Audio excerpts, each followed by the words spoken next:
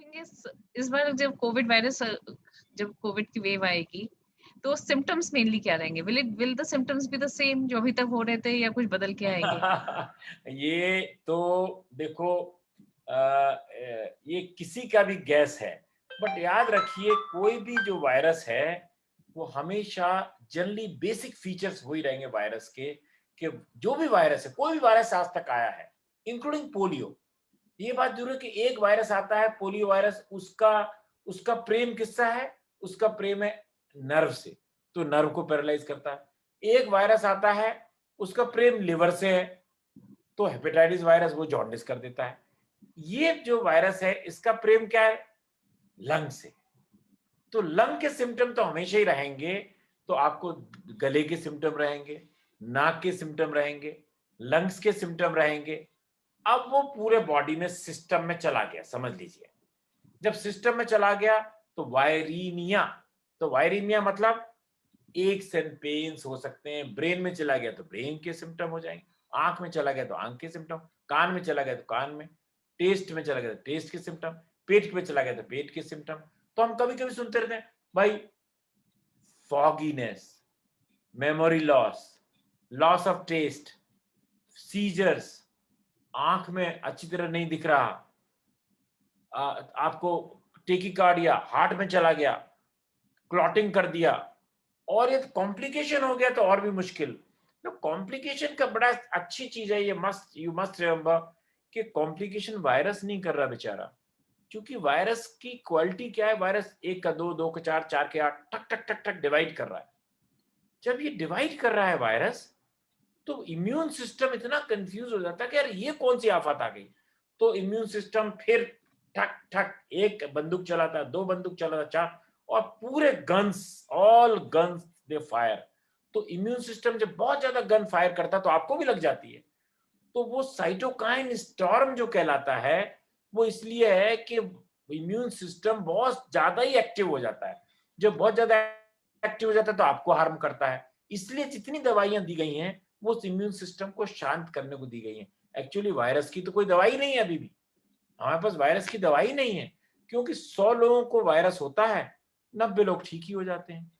अब बचे 10, 10 में से भी 9 लोग हैं उनको छोटा मोटा निमोनिया फिमोनिया होता है, ठीक हो जाता है। 1% आदमी सीरियस हो जाता है, जो हम रोज सुना करते हैं, वो फलाना मर गया, वो हमारा पहचान का था, उसकी डेथ हो गई। वो 1% लोग हैं, बट 1% भी बहुत होते हैं ना। यदि समझ लीजिए 4 लाख केस हुए, जैसे 4 लाख पर डे हो रहे थे, पर डे 4 लाख में से, चलिए कोई कहेगा यार, कोई हमसे पूछ रहा था कल अभी कि डॉक्टर साहब यार हम क्यों पीछे पड़े हुए हैं। हाँ, ऑस्ट्रेलिया से एक मेरा दोस्त कल मुझे रिंग कर रहा है, उसका नाम है बिक्कर। अब पढ़ा लिखा आदमी, एक्स फौजी, वो रिंग करके बोलता है कि यार यार हम वैक्सीन क्यों लगवाएं। मैंने कहा यार तू सरदार ही रहा, क्या बात कर रहा है। तो कहते वैक्सीन क्यों लगाएं जब 100 में से 90 लोग ठीक हो जाते हैं। मैंने कहा यार तो 90 ठीक हो जाते हैं उसकी बात नहीं कर रहा मैं। यदि इतनी बड़ी पॉपुलेशन में 1% भी आदमी सीरियस होता है, और 4 लाख का 1% कितना हो गया सोच लीजिए। So it requires a huge setup, it requires a huge infrastructure. यदि हमें उससे लड़ना है तो हमको बहुत ज्यादा बेड्स की जरूरत पड़ेगी, बहुत ज्यादा ऑक्सीजन सिलेंडर्स की जरूरत पड़ेगी। देखिए हम कहाँ फेल हुए इस बार, कि हमने बेड भी बना लिया, सब बना लिया, बट हमने कभी रियलाइज नहीं हुआ कि इतने पेशेंट सीरियस होंगे।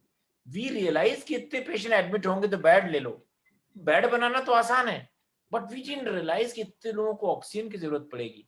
There we failed because we didn't realise कि इतने पेशेंट सीरियस होंगे। तो सर इस वाली वेव में हम व्हाट आर वी एक्सपेक्टिंग?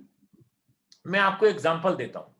चलिए इस वेव में तो हमने ये देखा कि भाई लंग का निमोनिया हो रहा है, तो भाई हमें ऑक्सीजन की जरूरत है।